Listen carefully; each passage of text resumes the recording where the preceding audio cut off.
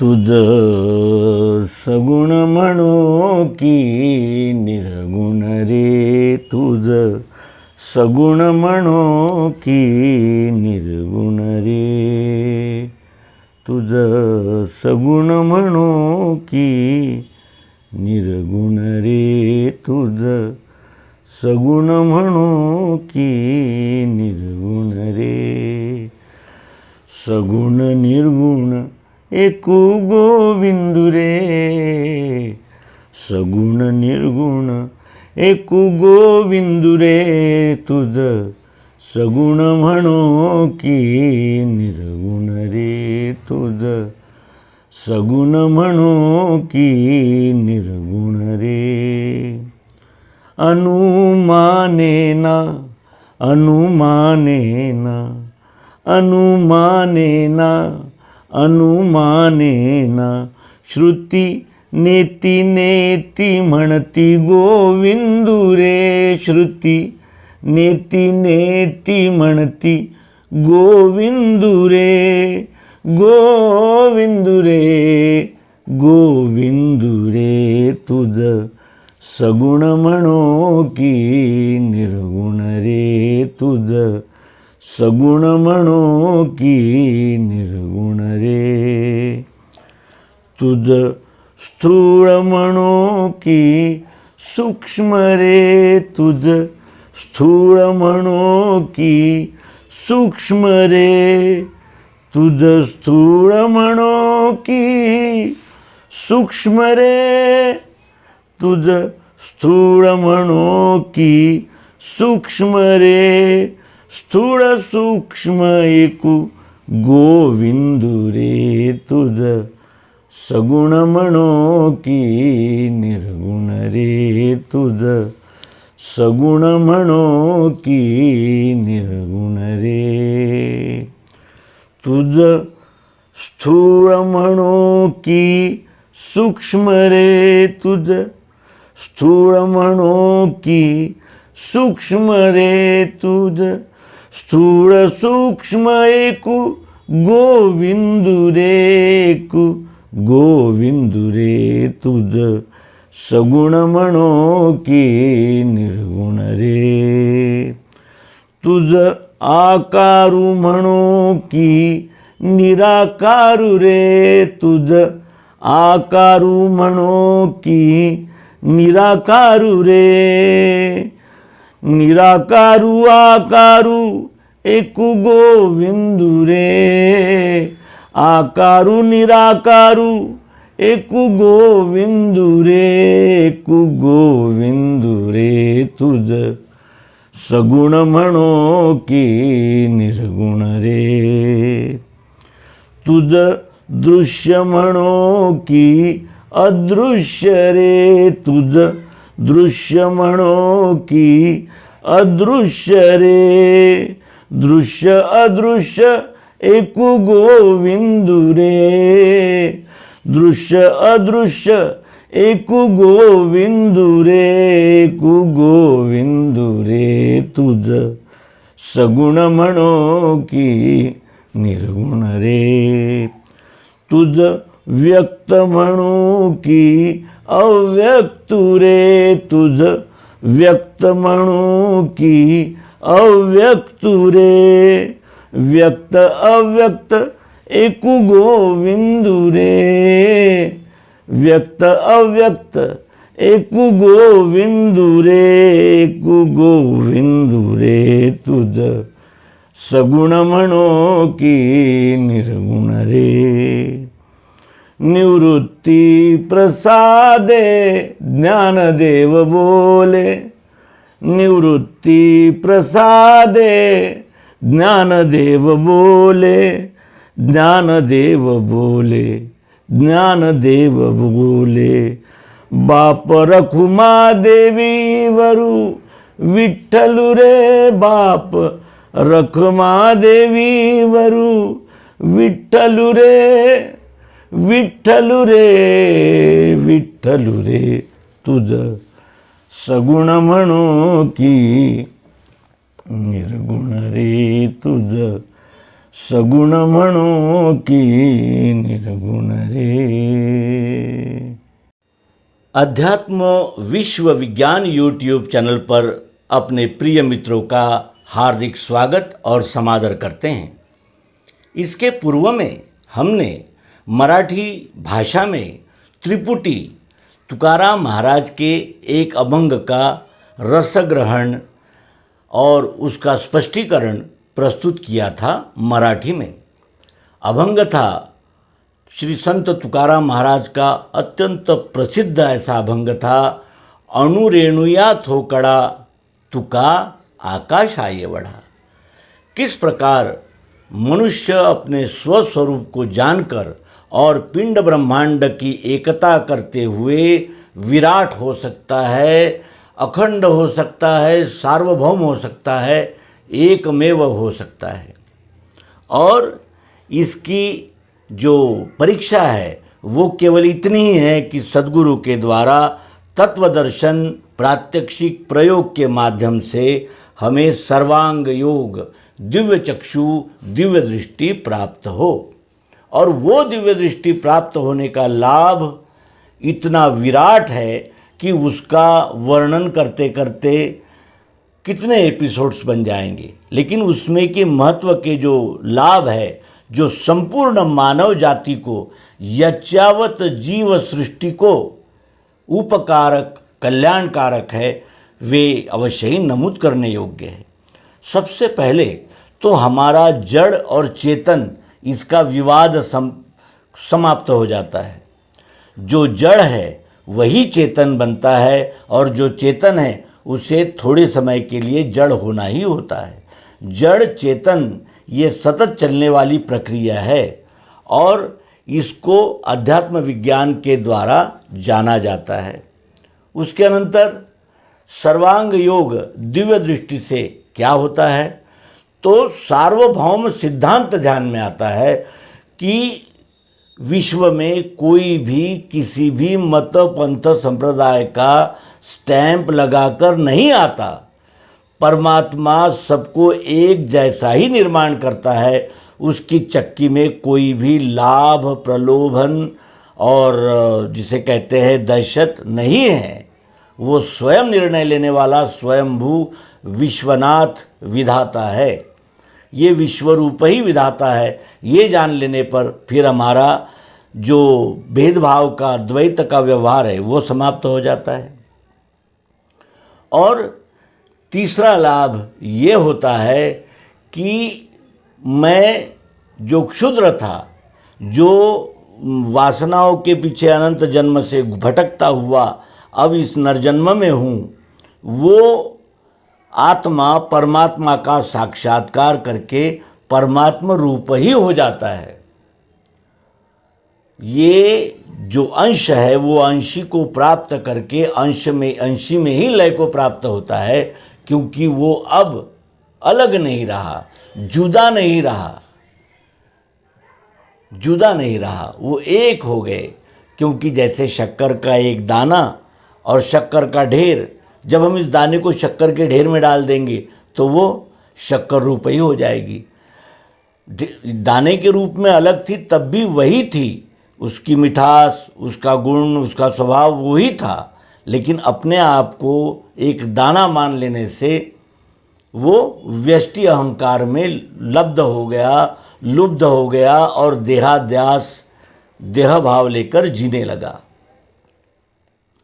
इस प्रकार अद्वैत दर्शन को प्राप्त होने पर सारे वाद विवाद समाप्त हो जाते हैं। और इस अभंग का जब हम अब रसग्रहण करेंगे तो उसमें हमें स्पष्ट रूप से दिखेगा कि तत्वदर्शी सद्गुरु के द्वारा प्रायोगिक पद्धति से दिव्य चक्षु प्राप्त करने पर ही परमात्मा का यथार्थ दर्शन होता है, जिसकी ग्वाही 11वें अध्याय श्रीमद् भगवद गीता में भगवान श्री कृष्ण देते हैं कि इसे वेद पढ़ने से, योग करने से, अनेक प्रकार की उपासना पद्धतियों का अवलंबन करने से प्राप्त नहीं किया जा सकता। इसे केवल तत्वदर्शी सद्गुरु ही ये बोध करा सकते हैं, जो प्रत्यक्ष होता है, यथार्थ होता है, प्राकृतिक और सार्वभौमिक होता है। और वो दृष्टि अर्जुन को देने पर ही अर्जुन को भी इस विश्व विराट का दर्शन हुआ और वो कहने लगा कि गया मोह मिला धर्म, कृपा से आपके मुझे भ्रम पूर्ण गया मेरा, करूँगा आपका कहा। अर्जुन श्रीमद् भगवद गीता के 11वें अध्याय में कहता है कि मेरा मोह चला गया, जो मैं भ्रम में था वो मेरा भ्रम चला गया। गया मोह मिला धर्म, और धर्म की प्राप्ति हुई, अर्थात मुझे कर्तव्य की जागृति मिली, मैं कर्तव्यारूढ़ हो गया। इस प्रकार की वो गवाही अर्जुन देता है। तो आइए अब इस अभंग का रस ग्रहण करें और इस अभंग को हम ध्यानपूर्वक सुने, समझे और उसका मतितार्थ हृदयस्थ करें। तुझ सगुण म्हणो की निर्गुण रे, तुझ सगुण म्हणो की निर्गुण रे। ज्ञानेश्वर महाराज इस अभंग के प्रथम चरण में ही कहते हैं कि हे परमात्मा, तुझे सगुण कहा जाए कि निर्गुण कहा जाए। सगुण और निर्गुण अलग नहीं किए जा सकते। जैसे हमने सर्वांग योग प्रयोग में देखा कि एक ही वस्तु में शब्द, स्पर्श, रूप, रस, गंध, सतोगुण, रजोगुण, तमोगुण और चाह, ज़रूरत, रूप, निराकार, मिठास, आत्मा रहती है जिसका नाम होता है। तो सगुण प्रकृति अष्टधा और निर्गुण चाहत, प्रियत्व, रूप, वो निराकार आत्मा, ये दोनों का लय नाम में हो जाता है। वस्तु में ही दोनों भावनाओं का, तीनों भावनाओं का लय हो जाता है। वस्तु का नाम होता है, जिसका नाम होता है उसमें शब्द, स्पर्श, रूप, रसगंध, सतोगुण, रजोगुण, तमोगुण रहते ही है, और उसमें चाह, ज़रूरत, प्रियत्व, रूप, ये निराकार आत्मा ओतप्रोत रहता है, चाहे वो कितने ही अपने रूप बदले।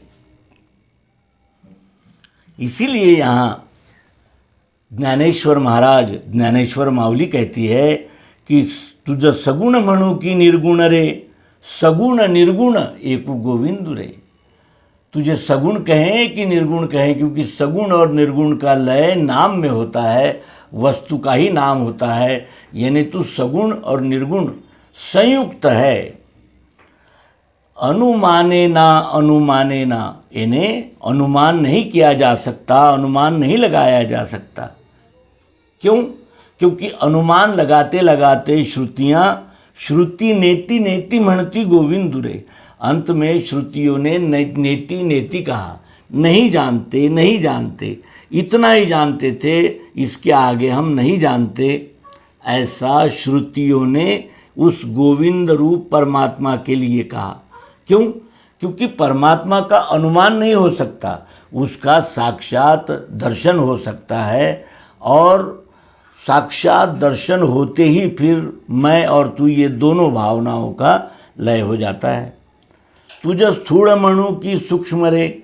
यदि साकार दृष्टि से देखें तो परमात्मा स्थूल है, और वो स्थूल को चालना देने वाला जो निराकार भाव है, अक्षर, जिसे हम चाह, ज़रूरत, प्रियत्व कहते हैं, वो सूक्ष्म है। और स्थूल और सूक्ष्म अलग नहीं है, क्योंकि हम और हमारा जीवात्मा ये दो अलग नहीं हो सकते। जीवात्मा ने स्थान छोड़ते ही फिर इस शरीर का यानी विनाशात्मक परिवर्तन शुरू हो जाता है। इसका अर्थ ये है कि स्थूल और सूक्ष्म एक ही है। इसीलिए यहाँ ज्ञानेश्वर महाराज कहते हैं कि तुझ स्थूल मणु की सूक्ष्म रे, स्थूल सूक्ष्म एकु गोविंद रे। फिर वे कहते हैं कि तुझ आकारु मणु कि निराकारु रे। तेरे को साकार कहना चाहिए कि निराकार कहना चाहिए, क्योंकि वो चाह, ज़रूरत, प्रियत्व तो सभी आकारों में है। लोहे में भी है, लकड़ी में भी है, प्लास्टिक में भी है, धूल में भी है, कागज़ में भी है, रेगजिन में भी है। कहाँ नहीं है वो जो निराकार आत्मा है वो कहाँ नहीं है, और उसी ने तो ये सारे आकार धारण किए हैं। इसीलिए वे कहते हैं कि तुझ आकारु म्हणू म्हणो की निराकारू रे, आकारू निराकारू एक गोविंदु रे। ये पर विश्वरूप परमात्मा साकार बना है, लेकिन इसके पीछे जो उसका आत्म भाव है वो चाह जरूरत प्रिय स्वरूप आत्मा, उसी ने इसका आकार धारण किया है। इसीलिए आगे वे कहते हैं कि तुझे दृश्य म्हणो कि अदृश्य रे। तू साकार रूप से तो दृश्य हो रहा है, लेकिन निराकार रूप से अदृश्य है, उसे बुद्धि से ही जाना जा सकता है। तुझे दृश्य म्हणो कि अदृश्य रे, दृश्य अदृश्य एक गोविंदु रे। जो दृश्य हो रहा है उसी में ही सूक्ष्म भाव से वो निराकार चाह जरूरत प्रियत्व रूप अस्तित्व ओतप्रोत व्याप्त है। वस्तु से उसका स्वभाव अलग नहीं किया जा सकता। तुझ व्यक्त म्हणू कि अव्यक्तु रे, साकार व्यक्त हो रहा है और निर्गुण निराकार अव्यक्त है, और अव्यक्त और व्यक्त अलग नहीं किए जा सकते। इसीलिए तू एक गोविंदु रे, क्योंकि तू एक ही तो है। ये तेरे दृश्य अदृश्य आदि दो भाव है, अक्षर क्षर ये दो भाव है। तुझ सगुण म्हणो की निर्गुण रे, तुझ सगुण म्हणो की निर्गुण रे। और इस प्रकार तू सगुण भी है निर्गुण भी है, और इसका अनुमान नहीं किया जा सकता। इसलिए श्रुतियों ने नेति नेति, इतना ही नहीं इतना ही नहीं, ऐसा निष्कर्ष अंत में निकाला है। तुझे स्थूल कहें कि सूक्ष्म कहें, तू स्थूल भी है और सूक्ष्म भी है।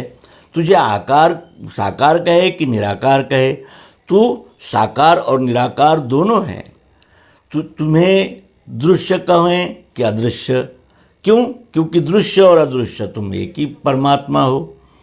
तुझ व्यक्त म्हणू कि अव्यक्तु रे, तुम्हें व्यक्तम कहना चाहिए कि अव्यक्त कहना चाहिए, क्योंकि व्यक्त और अव्यक्त एक गोविंद ही है। और इस प्रकार कहने के अनंतर उस सद्गुरु का धन्यवाद व्यक्त करते हुए, कृतार्थता व्यक्त करते हुए ज्ञानेश्वर महाराज कहते हैं, निवृत्ति प्रसादे ज्ञानदेव बोले, निवृत्ति प्रसादे ज्ञानदेव बोले, ज्ञानदेव बोले, ज्ञानदेव बोले।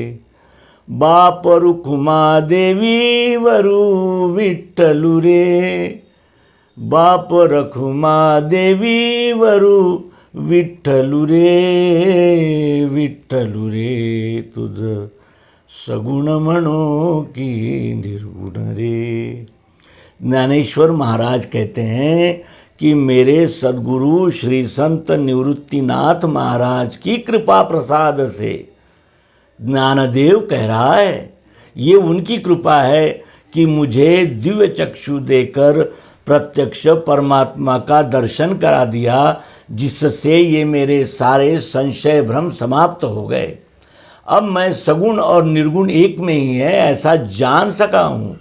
निवृत्ति प्रसादे, यानी निवृत्तिनाथ महाराज की कृपा से ज्ञानदेव बोले, अर्थात कह रहे हैं कि बाप रखुमा देवी वरु विठ्ठलु रे।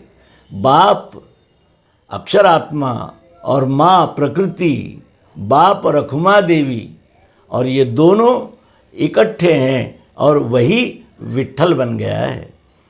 ये विठ्ठल इस चरित्र का वो वर्णन है जो आध्यात्मिक कहा जाता है। इसे ही प्राप्त करने के लिए सत्संगति की जाती है, सद्गुरु की शरण ली जाती है, और अपना आत्मबोध प्राप्त करके कृतकृत्यता का अनुभव किया जाता है। इसके अनंतर के अंक में हम पंचीकरण प्रस्तुत करेंगे, और उस पंचीकरण को प्राप्त करते ही हमारे सारे संशय भ्रम समाप्त हो जाएंगे। हमें ये ध्यान में आएगा कि जो इस पिंड में है वही विराट में है, पिंड में कैसे है और विराट में कैसे है, इसका स्पष्टीकरण करने वाला अंक इसके अनंतर हम प्रस्तुत करेंगे। धन्यवाद। नर्मदे हर। सद्गुरु भगवान की जय। विश्वरूप परमात्मा की जय। ओम शांति शांति शांति।